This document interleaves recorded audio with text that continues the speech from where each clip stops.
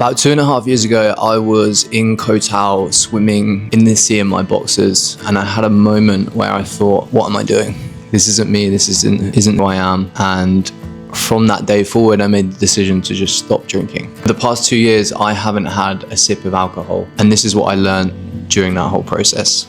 I started drinking when I was about 14. Like a lot of people in the UK, there is a binge drinking culture and we start very young. I started going to house parties, I went camping, would drink vodka with my friends, we'd get my friends' parents to pay for alcohol and we'd go and get drunk in a field somewhere, like a lot of people in the UK. And then I drank all through my teens. When I went to university, I'd go out 3 or 4 times a week and just drink heavily. And that was my life. Every social occasion evolved around alcohol. And then when I got into my 20s, work parties, events, weddings, that all evolved around drinking and getting drunk. Days after I went out drinking, I either embarrassed myself or I was hungover. It took me ages to recover. I didn't have a really bad relationship. I wasn't addicted to alcohol. It wasn't like I turned into some sort of monster when I drank, but I knew it wasn't serving me and it wasn't moving me in the right direction or closer to my goals. But when I drank alcohol, I became a different person. I became more confident. It was able to mask a lot of my insecurities. So when it came to speaking to people I didn't know, speaking to women, it made me feel more confident. It made me feel more sure of myself and this fake confidence that I had. And that part of the alcohol became addictive because I knew if I drank alcohol, then I would be able to show up better. I'd be able to mask a lot of the insecurities that I had around being confident, around being able to speak to strangers. And that made me want to drink even more because sober me didn't know how to do those things without being drunk. And that was the real reason. It was nothing to do with the taste of alcohol. It was more the fact that it could help me become the person I couldn't become when I was sober.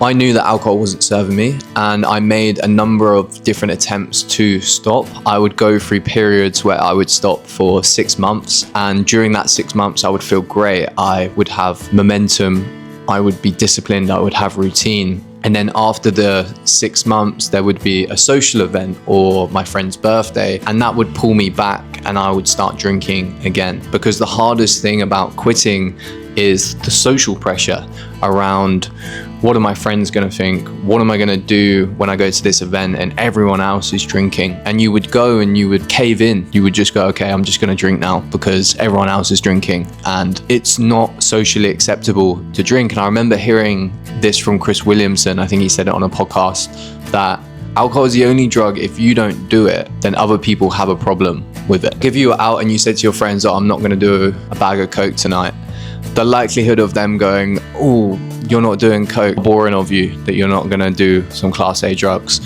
Whereas with alcohol, if you were like, oh, I'm not drinking tonight, everyone would have a problem with it. Everyone would say, why are you not drinking? Come on, loosen up, have some fun. Which is so interesting because alcohol is very problematic. It is a big issue in society, but there's just this culture around it where it's socially acceptable. And I get it. It is fun to go out and drink alcohol, but there are still huge repercussions or consequences of drinking alcohol. And I think if people don't want to drink it, then that's totally fine. But I didn't go back to drinking every time I would have these long sobrieties because I necessarily miss drinking.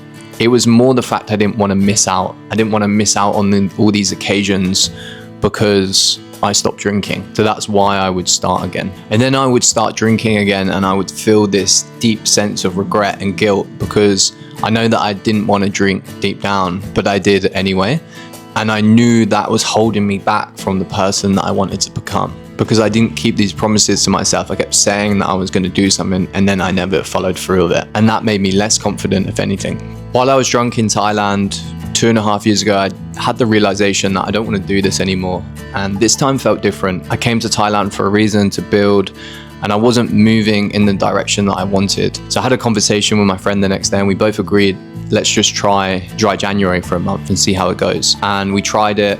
I got to the end of dry January and I implemented a lot of positive habits. I picked up momentum and this time felt very different from the last time. I was in a new environment. I decided to draw the line and make sure that this was the last time that I would drink for a while. I saw the positive effects of it, and I decided to continue. I decided to not drink, continue the sobriety, And I think the main difference and the reason I was able to stick to it for way longer was because I made it my identity. Instead of saying I am stopping drinking for dry January and I'm not going to drink for a little bit, I decided to create an identity for myself where I was a non-drinker. So when people would ask me if I wanted a drink or why I'm not drinking, I would just say I don't drink, even though I'd only been sober for about 2 or 3 months. Because in my mind, that crafted an identity for myself where I don't drink. Even if someone asked me for a drink, I would not drink because I'm a non-drinker. And it's the same with other areas in your life. If you say that you're a fit person or that you are a runner, you're more likely to do the things that a runner would do. You would train every day, you would have a good diet. And it's the same with this non-drinker identity. I stuck to it because it's who I was. I didn't drink. I didn't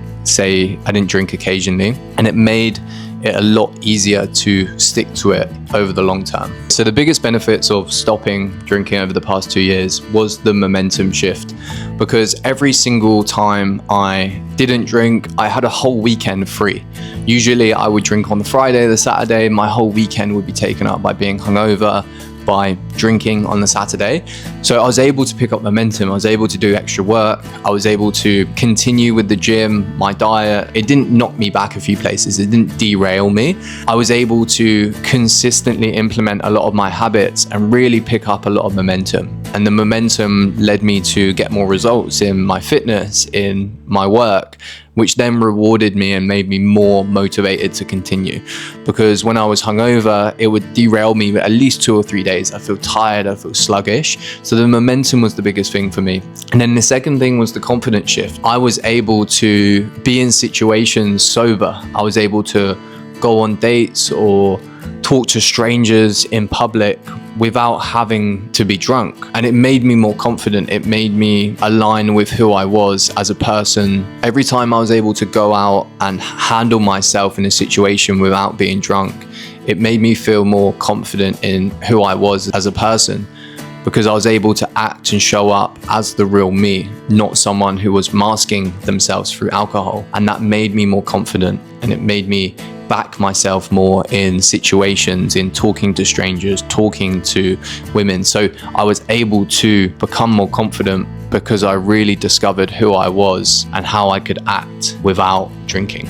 And then you just start to like who you are more because you keep promises to yourself. By me telling myself that I'm not going to drink and then sticking to that, I felt more confident in who I was as a person, and my identity started to shift as someone who can keep promises to themselves. And that person could only exist because I wasn't drinking every day, and I wasn't saying to myself, oh, I'll stop drinking, and then 3 months down the line I would then drink again and lose that promise to myself. The whole test during this period, and the most pivotal point for me, was when my brother was getting married. We had his stag do in Croatia, Split, and I had the decision to make. Do I continue my sobriety, or do I have fun, get drunk? Because on a stag do, everyone else is going to be getting drunk. I didn't want to be the boring one. I didn't want to be the one bringing the energy down because I wasn't drinking.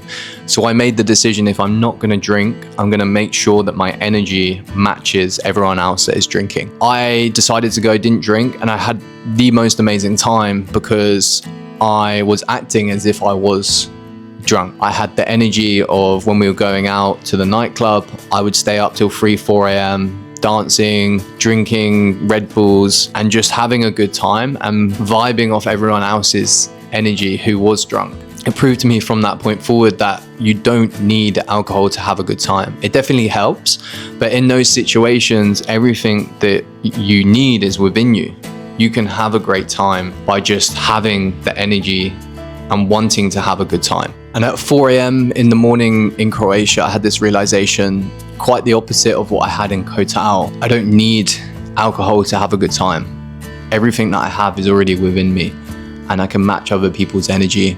And then from that point forward, it was in my brain that I no longer need alcohol. It doesn't serve me. And yes, it helps to have a good time, but you can 100% have a good time without it. I left Croatia with a new perspective around alcohol, and that really cemented my view on alcohol and not needing it to be in my life. I started drinking alcohol at 14 because I thought that was what everyone did and what you were supposed to do. I drank all the way up until I was around 24. I then made the decision to stop drinking, and I finally figured out who I was without alcohol. The version of me that exists now, living in Thailand with my girlfriend, making money online, discipline, showing up every day, that person only exists because I decided to remove alcohol from my life.